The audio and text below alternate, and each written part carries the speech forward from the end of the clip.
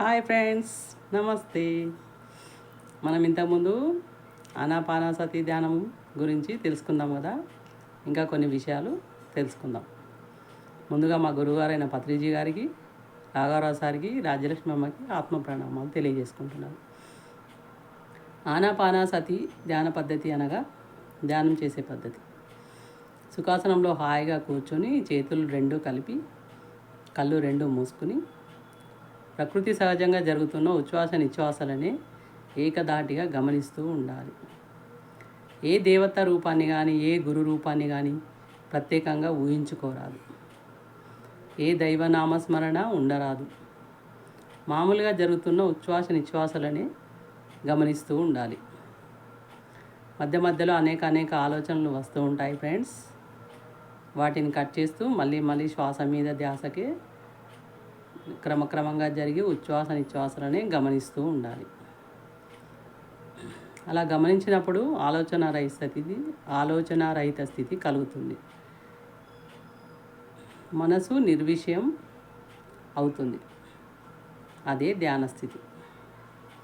ఈ విధమైన ఆలోచన రహిత స్థితిలో జరిగే అనేక శారీరక నాడీ మండల ఆత్మానుభవాలను శ్రద్ధగా గమనిస్తూ ఉండాలి.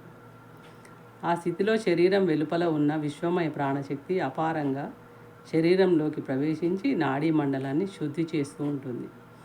ఇలా ఎవరి వయసు ఎంత ఉంటుందో అంత సమయం ఉదయం సాయంత్రం 2 పూటల తప్పకుండా ధ్యానాభ్యాసం చేస్తూ ఉండాలి ఫ్రెండ్స్. ఇదే శ్వాస మీద ధ్యాన పద్ధతి చేసే స్థితి.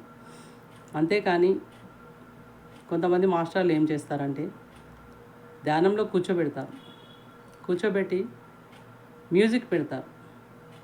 మ్యూజిక్ పెట్టినప్పుడు ఏమవుతుంది, ఆ మ్యూజిక్ను మనం వింటున్నప్పుడు మనసు పనిచేస్తున్నట్టే కదా. మనసు పనిచేసినప్పుడు అది సరి అయిన ధ్యాన పద్ధతి కాదు. అందుకని ఫ్రెండ్స్, సైలెంట్ ధ్యానమే సరి అయిన ధ్యాన పద్ధతి. శ్వాస మీద ధ్యానమే సరి అయిన ధ్యాన పద్ధతి.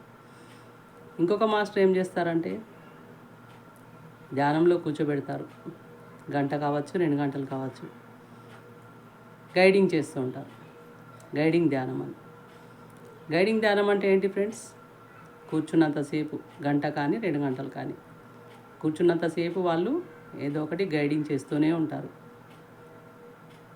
గైడింగ్ చేస్తున్నప్పుడు ఏమవుతుంది, వాళ్ళు మాట్లాడుతుంటారు కాబట్టి మన చెవులతో మనం వింటూ ఉంటాం. వింటున్నప్పుడు అక్కడ కూడా మనసు పనిచేస్తుంది. మనసు పనిచేస్తున్నప్పుడు అది సరి అయిన ధ్యాన పద్ధతి కాదు. శ్వాస మీద ధ్యాస మాత్రమే సరి అయిన ధ్యాన పద్ధతి.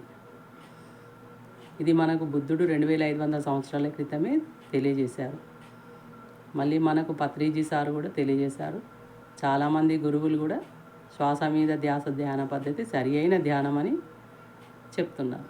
కాబట్టి ఫ్రెండ్స్, మీరందరూ సరి అయిన శ్వాస మీద ధ్యాన పద్ధతినే చేస్తారని కోరుకుంటున్నాను. అలాగే నెక్స్ట్ వీడియోలో ఇంకా కొన్ని విషయాలు తెలుసుకుందాం friends. Until then, bye bye.